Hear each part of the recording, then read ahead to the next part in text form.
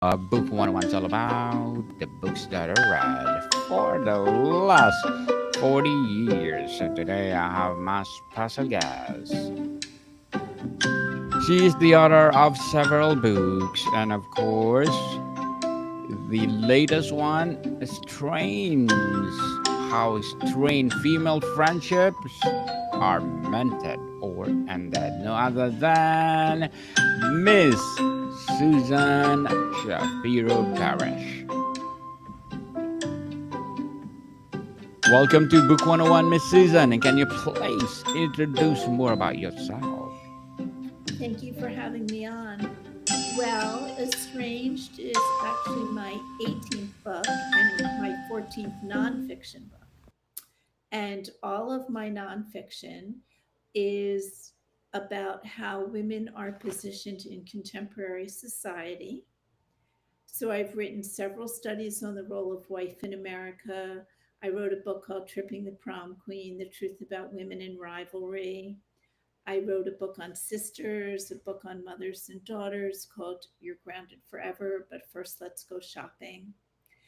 And I'm always trying to understand why we as women wear a certain face and feel a different way. So I'm really looking at the truth about how women feel. Miss Susan Shapiro Barrows, thank you so much for sharing your knowledge and wisdom to the world, as well as empowering women all over the world. How does the book define es- estrangement in the context of female friendships, and how does it differ from a simple falling out? So I started this book over 7 years ago. And I my mother had just died, and I realized what friends were really there for me and actually which friends weren't. And I was very surprised because I had expected it to be very different. So I pitched it to my publisher and I talked about how a diverse group of women, and for each of my nonfiction books, I interview around 150 to 200 women all across America, different ages and ethnicity, race, level of education, religion, from big cities to small towns to rural areas, trying to understand how they feel in the context of relationships. And so I was hearing about women breaking up and feeling really, really bad about it, as if they had failed. I had to hand in my three newest novels. And when I went back to this 2.5 years ago, everything had changed. And instead of women feeling as if they had failed by leaving a female friendship, women were telling me that they were empowered to leave and that it was a very important step for them to take. What are the most common underlying triggers for female friendship and estrangement identify in the book? If there's a betrayal, if your friend lies to you, if there's no trust anymore, if she is hierarchical and she makes other friends more important, if she has changed in a way and the two of you have grown apart to the point where it's painful.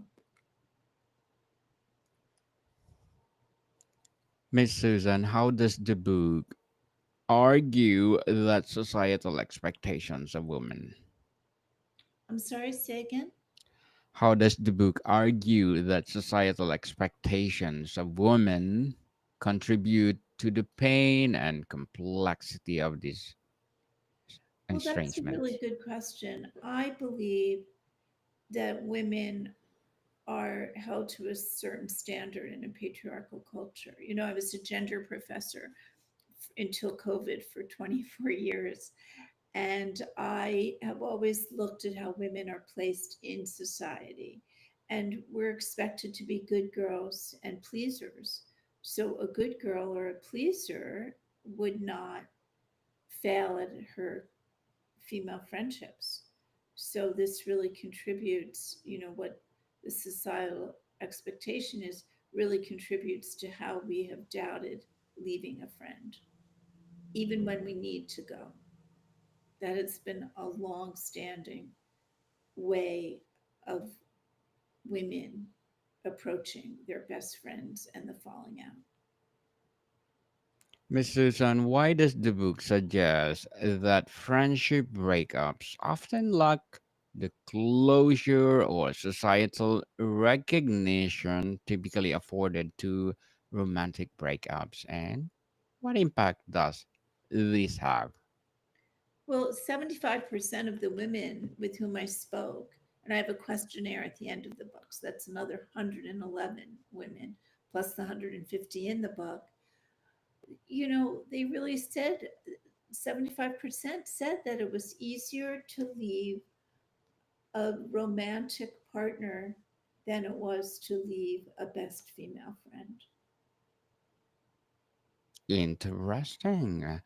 How Really crucial, surprising, right? yes, indeed, how crucial is genuine accountability of friendship or mending friendship? What does that accountability look like in practice? Well, not all friendships can be mended, and that's really the thesis of this book. And while most women don't want to confront their friend, even when it's falling apart, and women don't historically like conflict, it's it, it's often really a kind of slow fade or a kind of ghosting that occurs when these friendships are failing, rather than sitting down and having a serious discussion. And Miss Susan, what specific communication pitfalls does the book highlight as common when trying to navigate or repair a strained female friendship? What does it look like? Yes. How does the book highlight? Oh, well, so the way the book is written, I have the actual women, I quote the women, and I look at research, and I look at pop culture and famous female breakups. And then at the end of each chapter, I was able to get both sides of the story. Long, there's one long interview where I was able to hear both the story of the a stranger, that's the person who instigates the breakup, and the friend who's at the receiving end of the breakup, the estrangee. And that was pretty amazing to actually come across both. How does the book approach the complex concept of forgiveness? Is it always necessary for mending, or can a friendship move forward without it? The concept of, please repeat, Daniel. How does the book approach the complex concept of forgiveness? Forgiveness. So, forgiveness is always important for any relationship. However, in this study, these are about these interviews are about a best friend, not a friend who you play tennis with or go to Pilates with, or someone you are in some kind of class with, continuing ed maybe, or a friend because your young daughters are friendly in school. This is about someone with whom you've really bared your soul and confided your secrets and your longings. And so it's very, very difficult to confront the friend, and yet trust is really at the heart of the matter. And in many cases, something really terrible has happened between the friends. I have all these different chapters. So I have a chapter on, it's called the wayward friend, where you're very friendly in every way and it works and you feel so close. And then a third party enters the equation. Maybe one of the friends meets a new love interest, or maybe she makes friends beyond your friendship and you're not included. And that really hurts the friendship. I looked at jealous friends. So I have a chapter called The Green Eyed Friend. We all know what jealousy can do to a friendship. I have a chapter called The Thieving Friend, where your friend might steal anything from your idea at work. Maybe you work together and you're such great friends, to, your partner or even your ex, and it still feels like there's no more trust. Definitely. And Miss Susan, if ending is the chosen path, what strategies or mindset does the book suggest for doing so with respect and self preservation? Estranging today, as I mentioned before, when I first interviewed women, I had done 25 interviews 7.5 years ago, compared to the interviews just 2 years ago. Estrangement was very, very difficult for women to do. Women made all sorts of excuses for why they needed to stay with this friend. And so the idea that it's self preserving is really about your own self awareness. And if you can understand yourself well enough to know this is no longer a healthy friendship, then you're in good shape.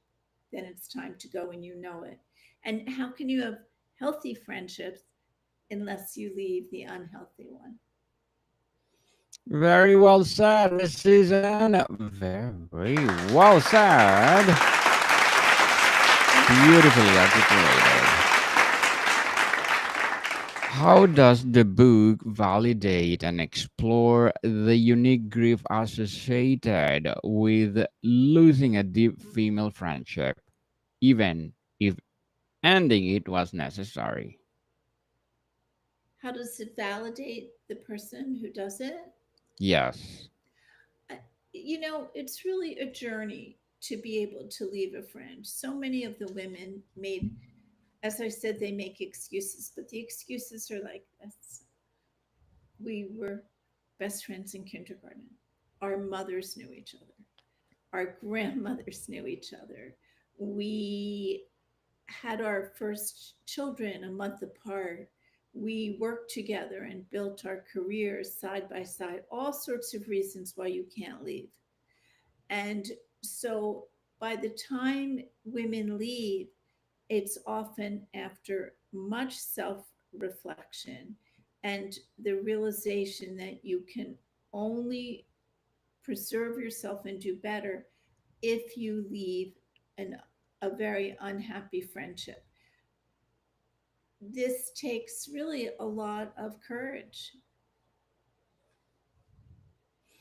indeed, lots of courage, people. So, how can factors like family dynamics, mutual friends, or social media complicate the process of mending or ending a strained friendship? Well, because of social media, we always, and even texting and the constant barrage of information makes it really difficult. And women are very concerned that if they leave the friendship, not only will everyone know through social media, but they might actually get kicked out of the group. Often it's not just you and your friend, but the group that you share. And women really do like to belong, they really want to be a part of something. Definitely. To be part of something that identified by someone or people around Exactly. us. Right. So it's a real risk to break up with your best friend within a circle of friends that you share. And women think long and hard about that, because who knows, maybe your friends will take her side, not your side.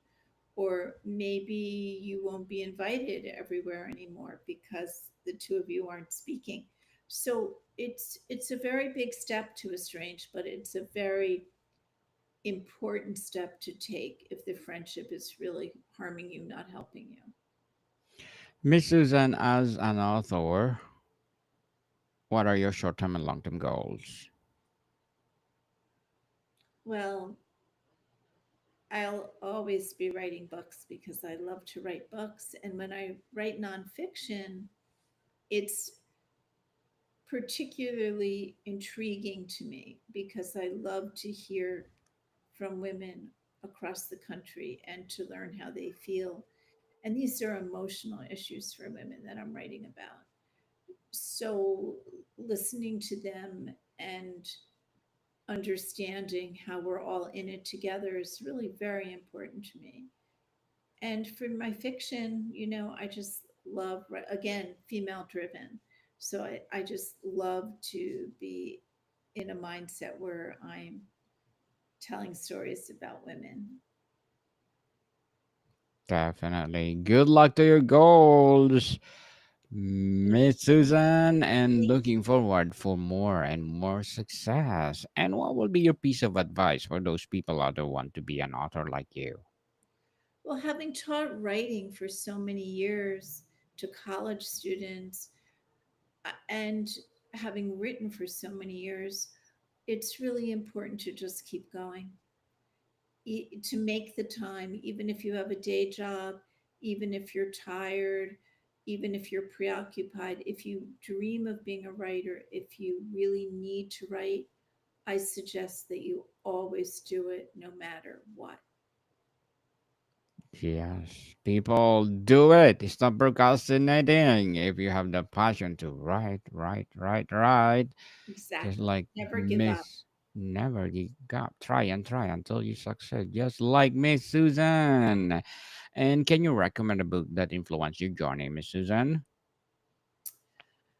So for fiction, I've always been very interested in the writers that we all know about: Edith Wharton, Jane Austen, really classic writers from a different era. And in terms of nonfiction, I long ago admired Gloria Steinem's work since, you know, the beginning. And of course, her as a great feminist, very interested in her fight for women's rights.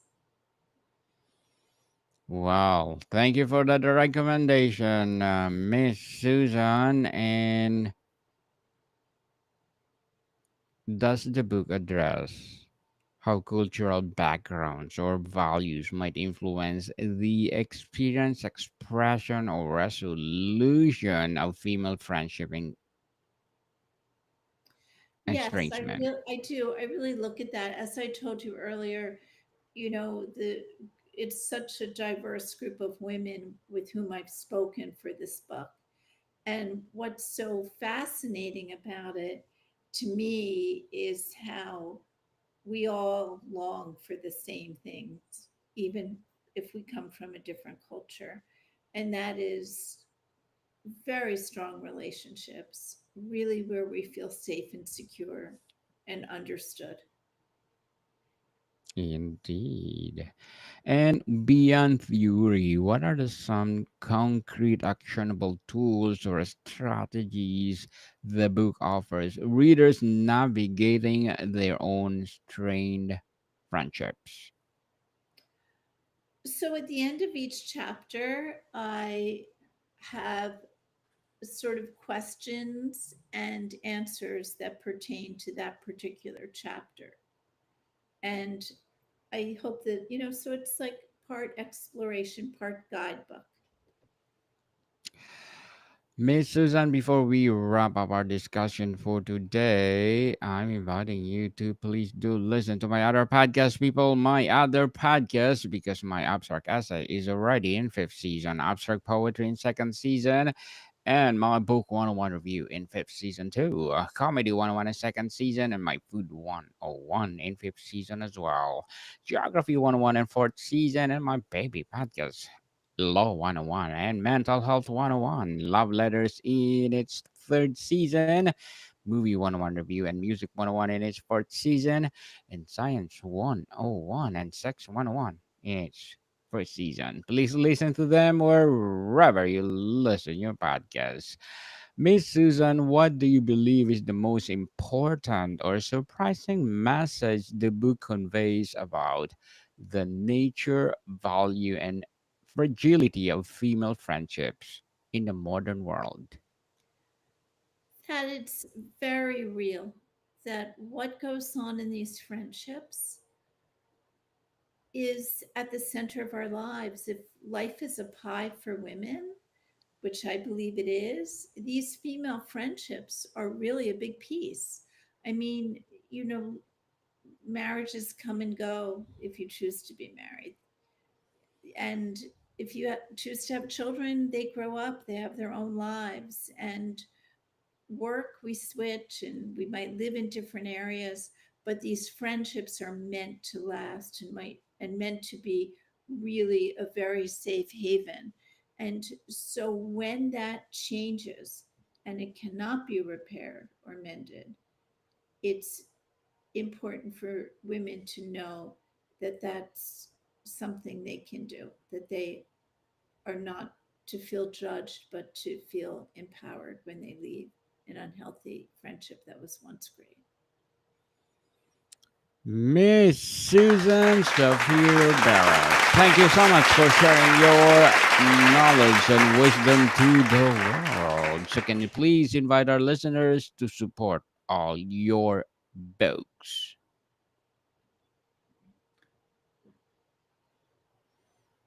The Miss list, Susan, yeah, can start you it. please can you please invite our listeners to support all your books? Yes, yes.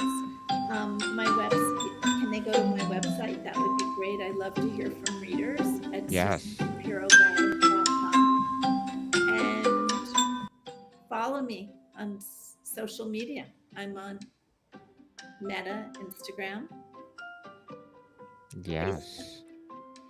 Yes, people, let's support Miss Susan Shapiro Barash because if you support her, more and more and more empowering books like this to come. So, Miss Susan, thank you so much for your time.